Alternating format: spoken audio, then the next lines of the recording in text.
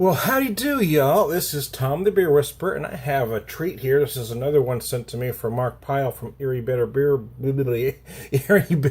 Bureau. Oh, yes, I got the bottle's blocking the light, apparently, so when I picked up the bottle, I screwed everything up. Let's do it again. Fuck with it, Tom. 1847 Rye Stout. This is a stout, obviously, because it says stout. It uses rye malt and a lot of Columbus hops. It says on the website 5650 IBUs. It's a good amount of IBUs on a style like this. It says to use imperial pint or a goblet. I went close enough using my Diamond Bear glass here. More of a Belgian style, but close enough. We'll call it a goblet for the sake of the video. Oh, man. Great nose. Not mine, but the beer. Yeah, I'm a fan of rye malt because I like the dimension that it gives to beers. I think it adds a whole other dimension, a whole other layer, both to the aroma and to the flavor, because it adds that spiciness, and it can just sort of lifts everything else up, in my opinion. This also uses chocolate malt. You can really smell that. I mean, it does, in a stout you typically get some aromas of coffee and chocolate, even on those that don't add coffee and chocolate, because it's part of that roasting process. But you certainly smell dark chocolate on the nose, as well as that spicy rye. It just kind of brings it all up even higher. That rye just elevates all the other aromas.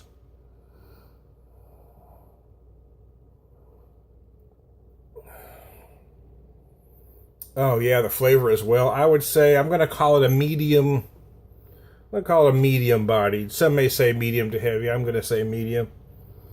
It's not overly big. It's not too thin. It's just right. It's a Goldilocks beer. It's just right.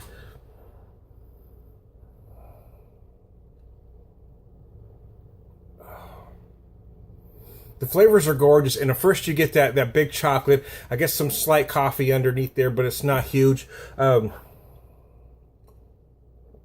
through it all is that rye that, again, for me, lifts up all the other flavors. And it finishes fairly dry, finishes very dry, actually. Again, I believe they intend this to be just a big, dry stout that happens to use rye, if I'm reading them correctly. I hadn't had any Lavery beers before late last year when Mark Pyle started sending me some. I've now had the Ulster Breakfast Stout twice, which is beautiful. I just tried this one the other day. The Drinkin, I hope I'm pronouncing that right, IPA. That's just gorgeous. But I've been kind of in a stout mood. I did a group yesterday, and I had 3 stouts for that group. And it's chilly out today, so stouts kind of hit the spot in cold weather, to me anyway. I don't have a particular favorite beer or a favorite style. My favorite style kind of evolves with the seasons. During the fall and winter, I really dig the Imperial Stouts, especially anything barrel-aged tends to be my favorite through that time period. But as we come into spring, summer, well, that focus is going to switch.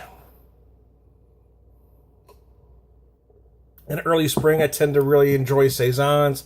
I've got a period there where I might enjoy a lot of craft pilsners, and then it'll evolve into something else. Maybachs are always good in the spring, so I don't have a particular one favorite. It just keeps evolving depending on the weather and my mood.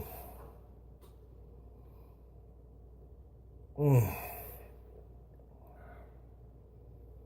finish on this is really gorgeous. I concentrate a lot on the finish if you've watched any of my videos, because a beer can be good up front, it can be good in the middle, but your last impression is going to be that finish and how it finishes. Does it finish clean?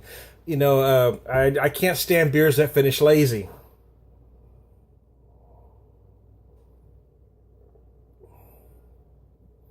But the last thing you get on this is a big hit of that chocolate along with that spicy rye, and it finishes nice, clean, and dry. It's just beautiful. So, hey, I want to thank Mark Pyle for sending me another great beer. Keep them coming, my friend.